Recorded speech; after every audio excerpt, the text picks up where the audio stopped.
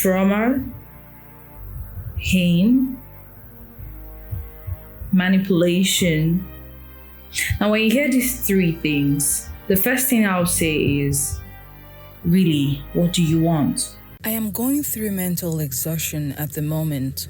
I met my husband some years ago. He was very popular. He was always going to clubs and weddings. He dresses well and is a very good-hearted person. I got pregnant some months ago, and after I was pregnant, he came and told me he was gay and never wanted to hide it again from me. I want to leave this marriage, but I am not really financially stable. He makes all the money. My parents depend on me. I don't know how to act or look at him. Do I leave the marriage or wait a little? That's the first question. And I think that's really what should matter to anybody in this very situation or at this point. What do you really want? Because the decision lies on you. You see this word when we say decisions, the decision lies on you. A lot of persons think that is a lie. Now, you got to look at different categories of your decision. How beneficial is this very person to me? What gains am I going to get from it? Could it be your personal identity gain? You should look at it very clearly. Is this do I really want to protect my identity? Is this really going to mess up my identity in future and that of my children? This is one. Secondly, you think about it. Am I just there for the money? Is it just money? Should it just be about money? Should it just be about the care?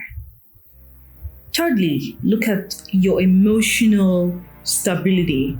Look at your emotional strength. Can your emotional strength carry you? Is it something that could sustain you for the rest of your life? Now, even if you bear this, remember I said identity, sustenance, emotional stability. Is it something that when you say, I want to carry this out, I really want to, stay in this relationship? Is it something you can really manage? Is it something that you can really relate with to that of your identity and your children? I understand, marriage is not a thing to play about.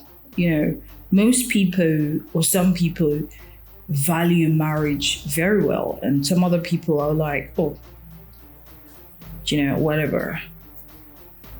I understand you've got kids for this man, you don't know how to handle these things, but look at the God factor here. Look at the identity factor I spoke about. If you're pretty worried about this situation, you should grab onto those factors I mentioned. At this point, it's not marriage, it's your life. It's what you want, what you know that is good for you and that of your generation, that of your future and your family. Unfortunately, the issue of being a gay is literally chromosomal, is a chromosomal dysfunction. So most of the times you don't really, gayism is literally a topic I don't like to talk about because it just has to do with you and God. However, like I said earlier, I used to say sometime, if you really want to control this problem, the sole people to control these problems are the parents. This is where parental guidance comes in. This is where parental training comes in. Now, as your kid grows up, you see those traits in your child. I'm sure every parent sees that. So the moment you see that, start talking about it. Make a child, say it in a very lovely manner. Say it in a very lovely way that child understands who he or she is. Baby, you are a girl. I'm going to get you some lovely girly dresses that you will love. Oh, mommy, I don't like it. But you are a lady. And I don't want you to start getting attracted to your fellow ladies. Now, the fact that, the point where, or the what's the word? Now, the fact that you are literally tracing out fact to that baby's ears, you are telling your child the truth. You're not hiding anything. You're being so opened, hitting the point at its head. One of the mistakes our parents used to make back in the times is they hide a whole lot of truths, realities from us. They hide a whole lot of, things we need to know. That guy likes you. If you keep going to his house, what if he takes advantage of you someday? Hit the point at its head. This is a new generation where you don't need to hide anything anymore. Besides, the children are getting too very, very smart in a hurry. So why hold back a truth that you should share with your child? If you keep doing this, you're going to get attracted to the ladies, and it's not really going to sell well of you, sell well of your identity. So the issue of gayism is something that every parent needs to brace up to start, addressing. However, young lady, I must tell you, for everybody watching this video, to that very situation, it's what do you really want for yourself? It's your identity. Do you really want to protect your identity and that of your children? If it is money, for how long? Besides, let me tell you, you have centered your brain to that man being the source of your living. And you have forgotten that there's God on the side. You have forgotten that same God who made you to see this kind of person can bring you out there and sustain you without this person for the rest of your life. So you have to really know who the center of your living is. Is it man or is it God?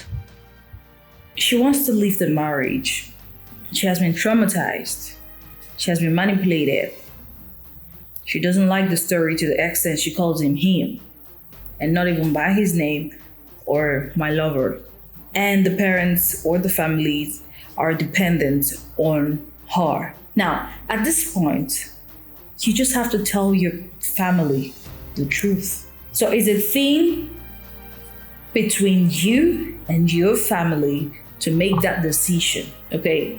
Now, your family says, oh, we're gaining from this young man, we're eating from him. We're sustaining our lifestyle from him or our living from him. Now, you got to discuss this with your family, because the truth is, when you are out, they are going to feel it, and they are going to ask questions. So what happened? So why keep it? So the best thing is communicate with your family, communicate with your children. This is it. This is that. And also, you got to pray hard, because, this can be regenerational in terms of your children. Now, you got to relate with your family just to be aware in time. There was a point in my life where I kind of experienced, trauma never dies. Trauma is something that you just need the grace of God to manage. So the issue of trauma here is something that messes people up when they've really put it up to their head to say, oh, this is really going to mess me up. However, don't get me wrong, it takes the grace of God to heal traumas. I know a lot of persons out there who go through traumas. They struggle, they even want to get out of it. They don't even know. So it takes the grace of God to really show you a different picture on how to handle a particular situation. It's not something of your own strength, but it's something that you only need God, or you need your closest of friends or people who have experienced something similar to your own situation. And you see, that's why there's a need for therapy these days.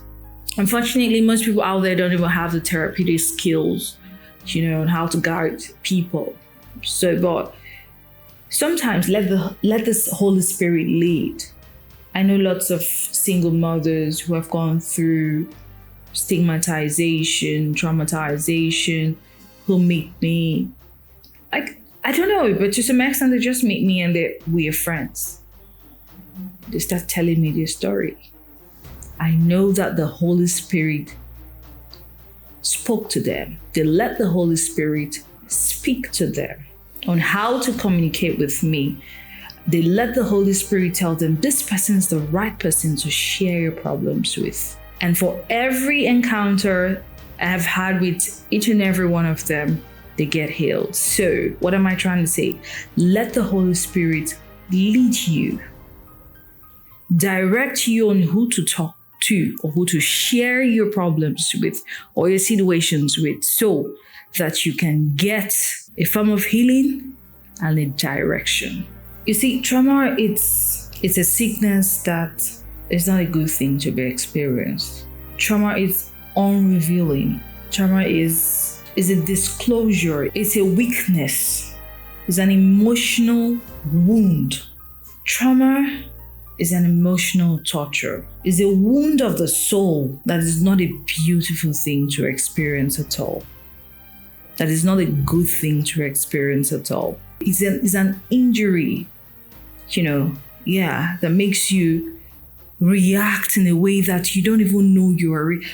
You react just because it's a thought, okay, that makes you react out of the fact that you require healing. You just want your voice to be heard so you could get healed.